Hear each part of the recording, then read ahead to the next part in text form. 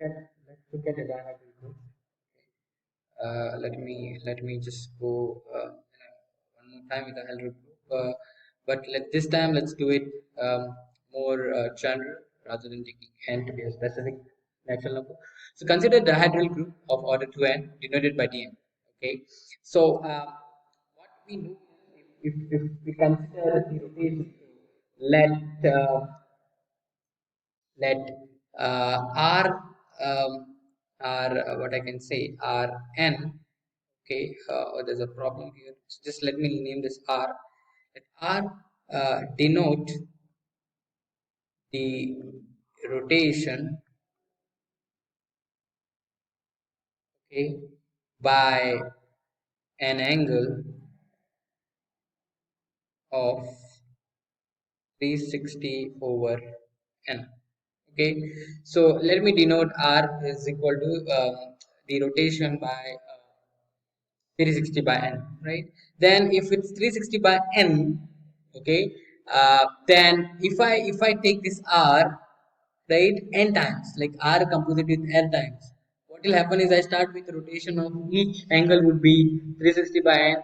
And if I look at all the n rotations, what it means, if I rotate this by n, what I'll get is identity, right? Similarly, let's look at what happens to r n plus 1. Rn plus 1 would be same as r, because this will be r raised to n into r raised to n is identity, so this will be r. What happens to Rn plus 2? Rn plus 2 would be nothing but r square, so on up till Rn minus 2. What will happen to what would happen to Rn minus 2? Rn minus 2, right, would be same as r raised to negative 2, right? So on up till r raised to n minus so on up till is not required. This is just one, right? Rn minus 1, Rn minus 1, Rn minus 1 would be same as R inverse. Alright, this is fine, right? So this is what we have, right? This will be n plus 2, n plus 3, and so on, right? This will be so on. Let me just write it separately so that no confusion. You can go on doing this from this side, right? And go on doing from this side, and from here what will happen is Rn minus 1 would be r raised to minus 1, Rn minus 2 would be nothing but r raised to minus 2, right? So and you can keep on going to this from this side, okay, right? So what you get is you get some kind of group with respect to rotations, right? You know, so if I can draw that, if let's try to draw that shape. So let me draw that nicely, right, so that we can identify what exactly is happening.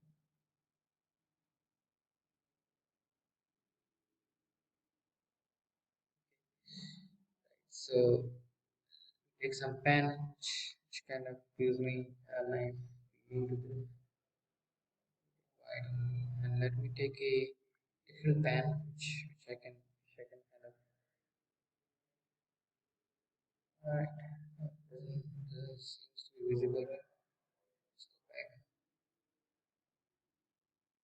Just put a different kind of color where it can be visible. Let's go. Okay, and let me use some different pen. Maybe let me use some different color so that I can. So let this point would be identity.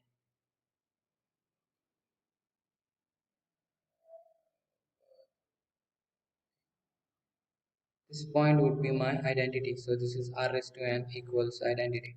Okay, we would go clockwise. We would go anti-clockwise. So if I go from here to r n plus 1, then this would be nothing but r. Then what happens is this would be r n plus 2. This will be r square. Like, right? This would be r. I mean, I'm just should be Rn plus 3, which will be nothing but R square. So you have identity, then you have R square go clockwise. As I said, rotations always clockwise we would do, right? This way we would get, and if I go from anti-clockwise this side, we have identity, then we have R inverse, right, which would be nothing but Rn minus 2, sorry, n minus 1. Then we would have R raised to minus 2, which is nothing but Rn minus 2. We would have R minus 3, which is nothing but Rn minus 3, and so on, right? So we would have R square, R cube, so on up till Rn minus 1, right, raised to Rn. Or you can have R inverse, R raised to minus 2, R raised to, like, it depends. Both are equal. R raised to minus 3, same as Rn. And how do I composite Rm minus Rn? So rotations, if I have Rn, okay, right, composite with Rm, then this is nothing but R n plus, and you can see that this rotation, if I collect, then it's abelian, because this is same as R m dot R. So it's kind of abelian when you take the group with respect to rotation. So in a group Dn,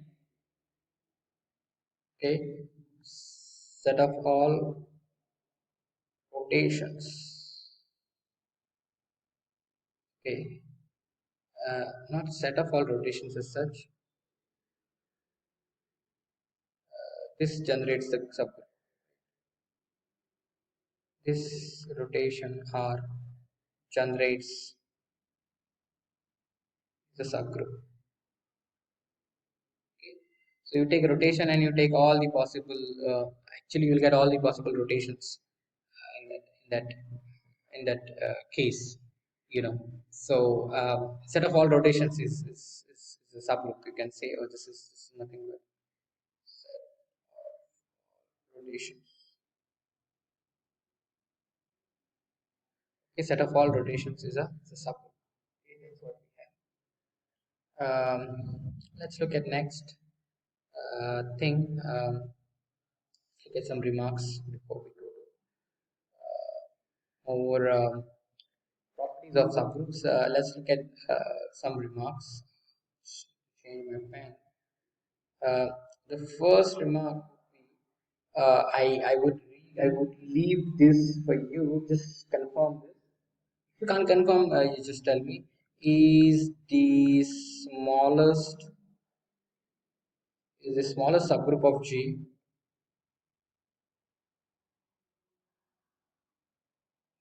containing A?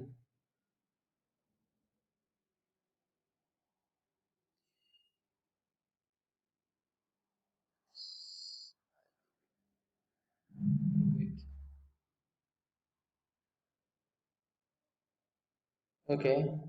Second, I hope you can prove this. I have already shown that this is a subgroup. All you got to do is, this is a smaller subgroup. So you take another subgroup which contains A. You show that it is contain. It also contains this. If it contains A, it must contain the group generated by A. This one. So I've shown that it's a subgroup. All you have to do is start with S. That's pretty. Actually, I can actually do this, but you can write this thing with your own word. What I do is I take S, be any subgroup of G such that A belongs to S. Now, since S is a subgroup, it's closed with respect to taking product. So what will happen is A square, so on. All the powers of A would be also belongs to S. This implies what?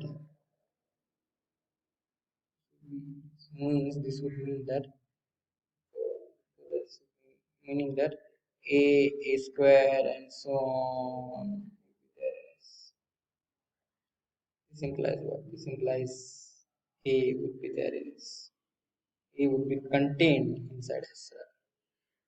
So that's what I mean by the smallest. So can do this. I should have left this for you. Um, but you can put it in a proper proof. That much, at least, that much I can expect from your side. Okay. Second one is for any subset, generalize this. For an element, it's true for any subset S of G, S of subset S of a group G. This is the smallest subgroup of G containing S.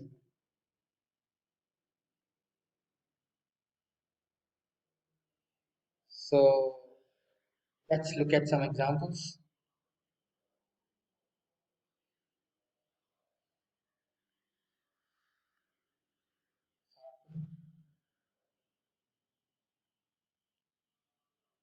If I look at Z20 with addition modulo 20, then I want to check, and if I take this set 2 bar and 3 bar, or 2 bar and 4 bar, let us say,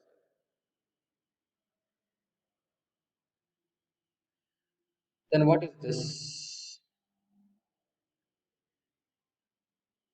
This is nothing but set of all 4 times M, where N, M belongs to Z. This is nothing but twice N plus twice M. This is nothing but 2S, S belongs to Z.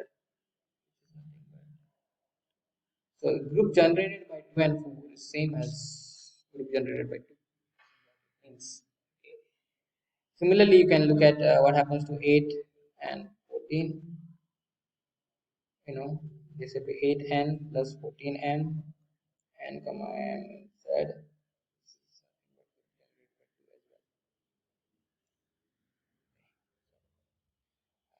Yeah, yeah, that's fine. I'll leave this as an exercise. Just check out what happens to group generated by 3 and 5. Okay, generalize this and that. If you can get that, can you generalize? No, can you generalize generated by n bar and n bar? Just check out this. Try out. You can take a small example. I'm taking Z20. You can look at. You can work in Z6 addition modulo 6 and check out what exactly is this. And can we generalize these ideas? Anyway, that's I leave it to you in your free time. You can always look at that. Then let's look at okay. Consider let's go to quaternions. Okay, let's look at we have already seen that quaternions. Okay, quaternions is set the general multiplication is done on this plus or minus j and plus or minus k. Right? General multiplication. We only need to know what's the multiplication of this. If we know the multiplication of this, then rather we know the multiplication of quaternions because the coefficients of this will be just real numbers. So in that way, it's not a problem. We have already seen that. Okay, we have not seen this. Then you can just draw that this is not cyclic, but you can make out that every element here has order two. Is it? No. Wait a second. Every element here has order 2 or 4. 2 or 4. No element has order 8, which is the order of the group. Okay. So yeah. So I'll leave this exercise to you. Please draw the composition table, Haley's table, whatever you want to call it. This is 1 minus 1, I minus I, J, and please fill up this table. Okay, and similarly this is 1 minus 1. You know how the multiplication is done, right? So please fill up this table.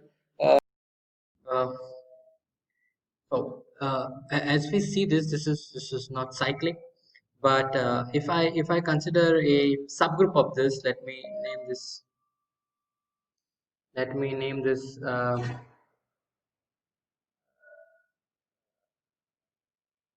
name this as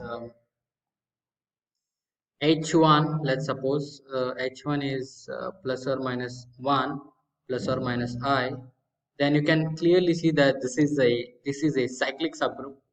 Okay, this is generated, the generator of this is I, and also the inverse of this. As I already said, if an element generates a group or subgroup, its inverse will also generate the same subgroup. Okay, because they will have the same order. Then H2 I can give as plus or minus 1 plus or minus j, um, and um, H3, again this is generated by j and minus j, right? And similarly, I can look at H3. H3 would be plus or minus 1 plus or minus k, right? This would be generated by k as well as minus of k. So what happens is this is three cyclic subgroups of the set. Okay, this is generated by a single element, but quaternion is an example of us. If you look at that, it's not generated by a single element. So that's what we have. Okay. uh, all right, so all right, uh, then what we have is another group. Okay, so this is again an example of a finitely generated group, or a subgroup rather. uh, then let's look at C. Okay, we know that C is um, G rather. uh, at this group. Okay, um,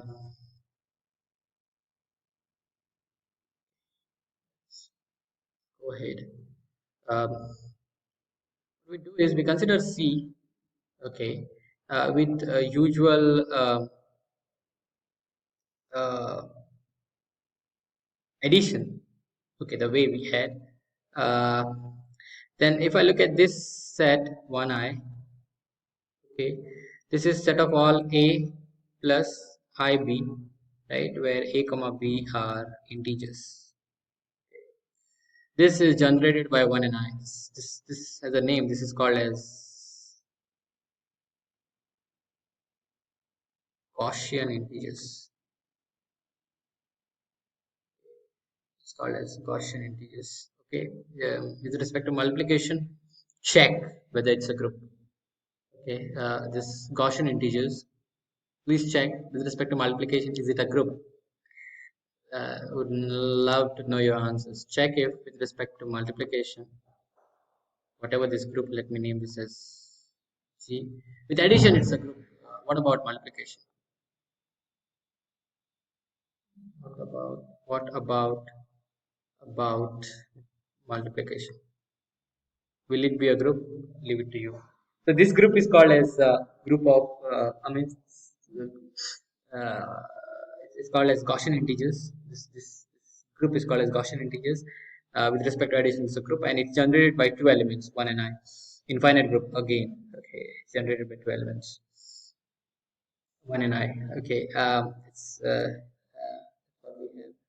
Then another example we can take is, let's look at Q with addition, and let's look at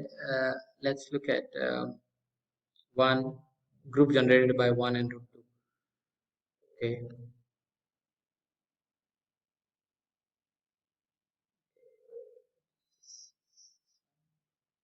Q with addition. Let me look at Q with addition. Uh, let's look at group generated by 1 and let's look at group generated by let's look at this set perhaps in R on Q addition. It's a group, you can prove it. It's a sub. It's not a subgroup as such. Okay, okay. Okay, let's look at subgroup, but you can verify that this is a group. Uh, if I look at 1 and root 2, it's not generated as such. So it's anyway, I don't generally look at this one. Look at something instead in R. Okay, because I have a bigger group. Let's look at in R with addition. Let's look at this set. It's 2 pi and root 2. Okay, then this is a pi plus b, or, or what I can do is this can be written as this, right? This is the proper way. This is 2 times a plus pi times b plus root 2 times c, where a, b, and c belongs to R. Okay. This is also a group. Okay, verify. This is in fact a subgroup of R. That is verified. This subgroup.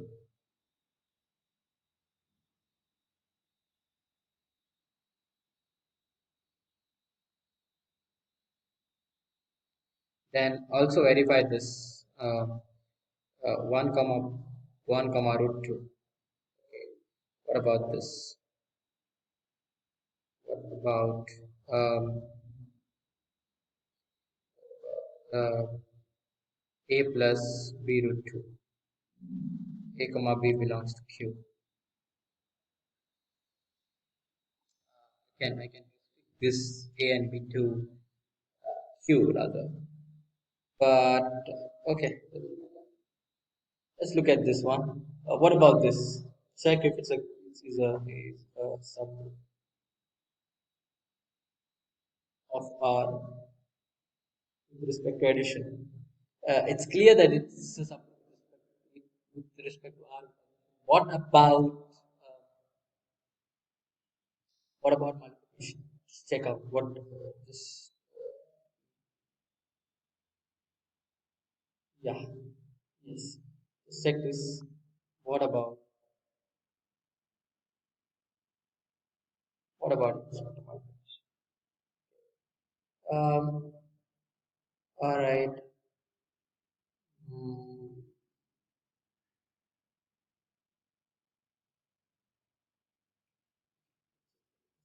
Name this as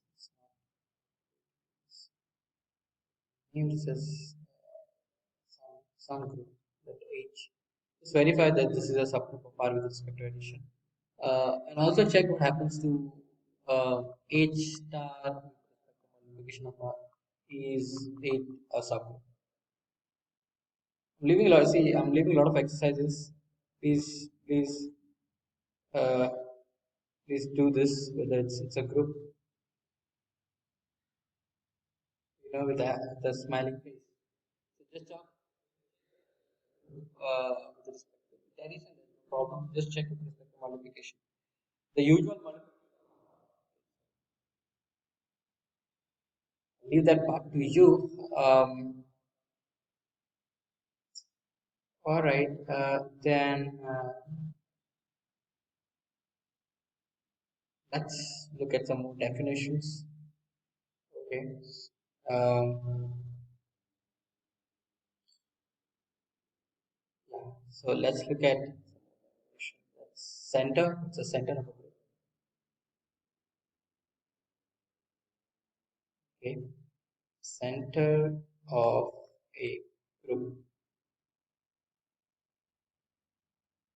Center of a group G.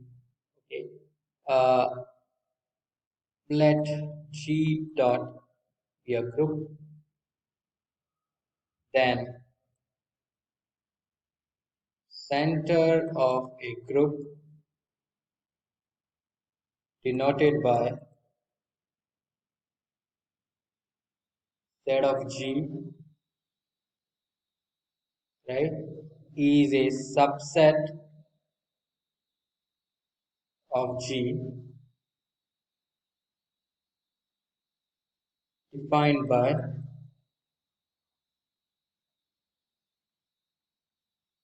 set of all elements x in G such that xy is equal to yx for every y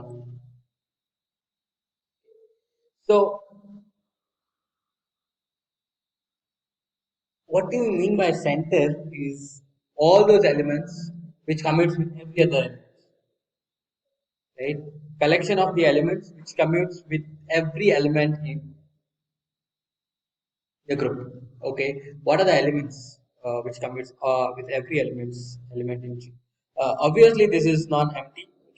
We can always see that. Okay, so observations. What are the observations we make? Let's make some observations. We need to make observations because we are mathematicians, right? So observation number one. Center of G can never be empty, right?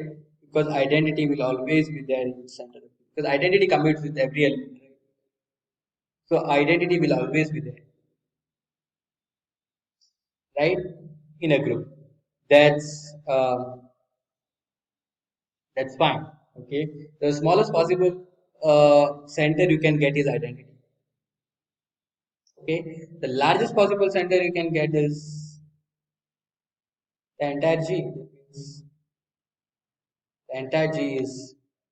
But when would be this true? This would be if and only if G is available. Prove it.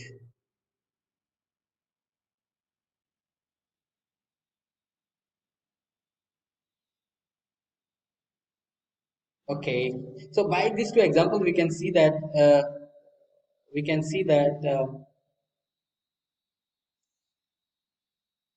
center of G need not be empty and it has to be G if G is available. So kind of gives an interpretation that the next theorem is all about. It says that center, right, for group is a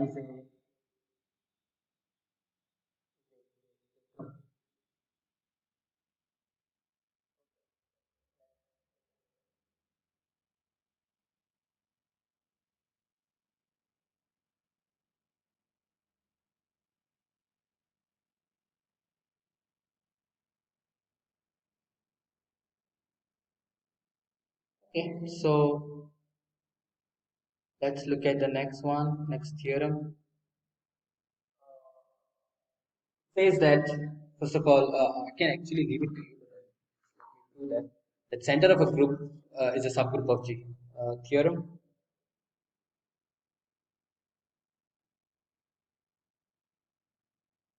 Center of a group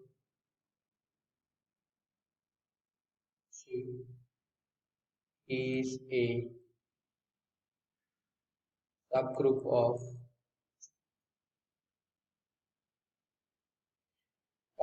It's very easy to prove. What we would do is we would try and use two subgroup test here. Actually, you can prove it with one subgroup test. It's up to you. Try it. We use one subgroup test uh, because it's given in the book. But you can also prove it with one subgroup test. It's not so difficult. Okay, you can try. Well, it's not so difficult. It's one subgroup, two subgroup tests. Anyway, as I said, center of G is note that note that center of G is always non-empty as identity always as identity times x is equal to x time identity which is equal to x for every x each. The identity would be always there. So I'm using two subgroup tests. Okay, so let x comma y belongs to center of G. This implies that x times a is equal to a times x for every a in G.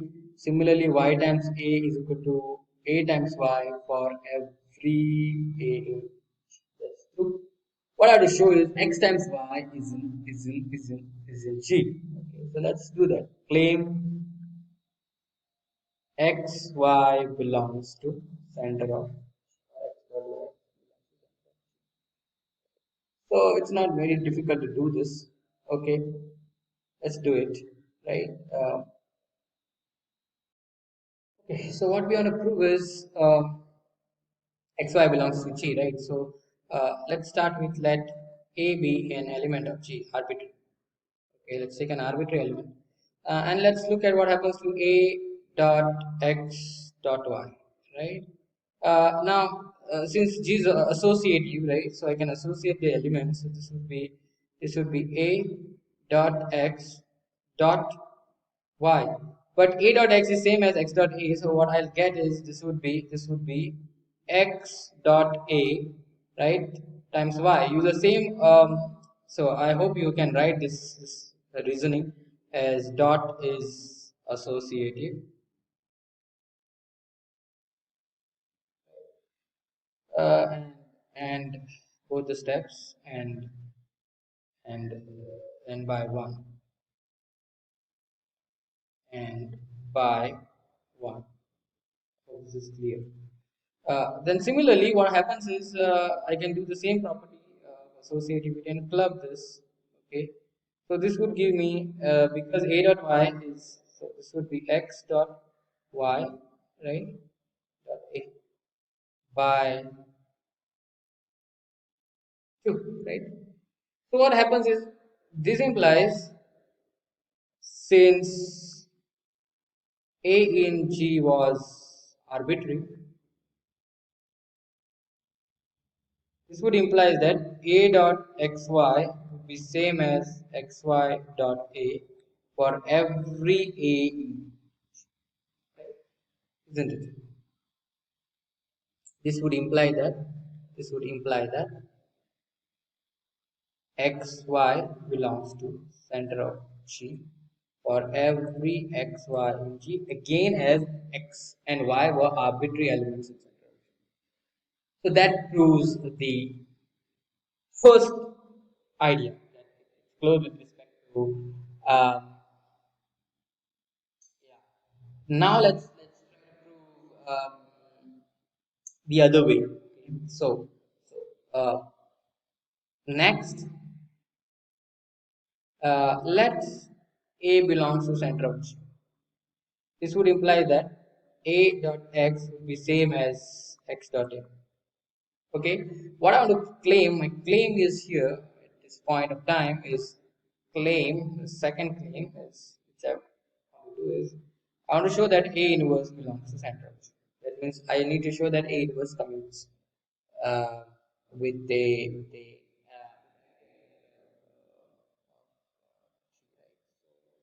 how we do that. So let's look at the idea. So what would we have proper is, let's look at let's first of all A inverse exists in G. So let's apply A inverse on both sides here. Multiplying, let me name this equation as 3. Multiplying A inverse on both sides of 3, we get, what do we get is A inverse A dot x is equal to A inverse x dot a of 3 on left side. Okay. So what will happen is A inverse as the operation is commutative. Sorry, as the operation is associative. What I would get is this would be A inverse A, right? And what I get is dot x. This would be, I can club this together. This would be A inverse dot x. Uh, this is true for every x in G. So what would I get is A inverse x times A. But this is identity. So this is identity times x is equal to A inverse dot x dot A, which is nothing but x is equal to A inverse x A. Again, this is true for every G in G, for every x in G, sorry. And then similarly multiplying,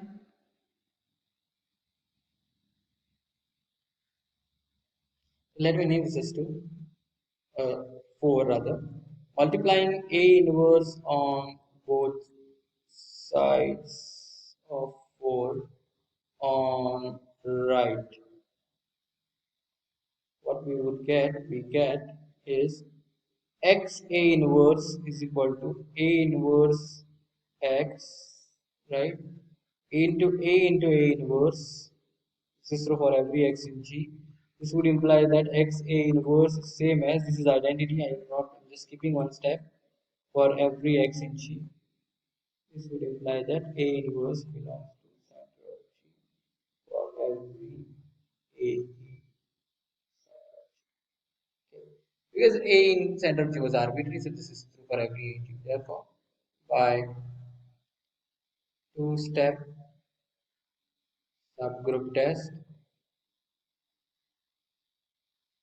that G.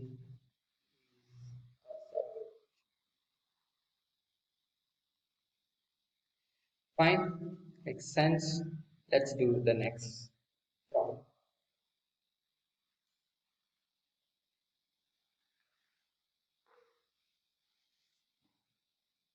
Show that